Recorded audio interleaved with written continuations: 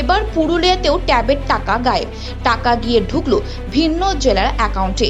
ঘটনাস্থল পুরুলিয়া জঙ্গল মহলে বান্দোয়ানের ঋষি নিবারণ চন্দ্র বিদ্যাপীঠে। জানা যায় বেশ কয়েকদিন আগে দ্বাদশ শ্রেণী এক পড়ুয়ার ট্যাবের টাকা তার ব্যাংক অ্যাকাউন্টে না ঢোকায় স্কুল কর্তৃপক্ষ বিষয়টি ঊর্ধ্বতন কর্তৃপক্ষকে জানায়।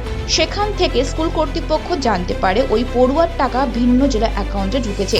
পরবর্তীতে স্কুল কর্তৃপক্ষ ট্যাবের টাকা পাওয়ার তালিকা যাচাই করতে গিয়ে দেখে একই ঘটনা ঘটেছে আরও 2 পড়ুয়ার।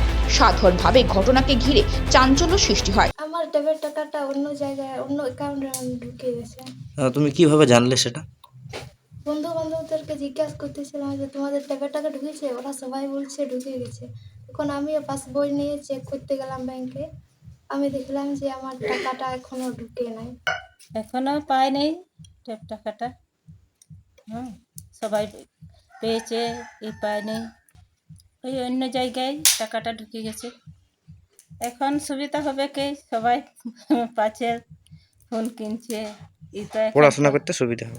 পড়াশোনা করতে সুবিধা হবে, সবাই ফোন নিয়ে পড়াশোনা করছে।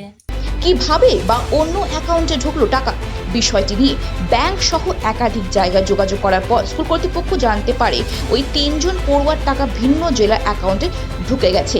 তবে ইতিমধ্যে পুরো বিষয়টি নিয়ে বিভিন্ন দপ্তরকে জানিয়েছে স্কুল কর্তৃপক্ষ। আজ পর্যন্ত যেটা সঠিক করে যে তথ্যটা পাওয়া গেছে সেটা 3 জন পাইনি। কি ঘটনা যদি বলেন, কেন পাইনি?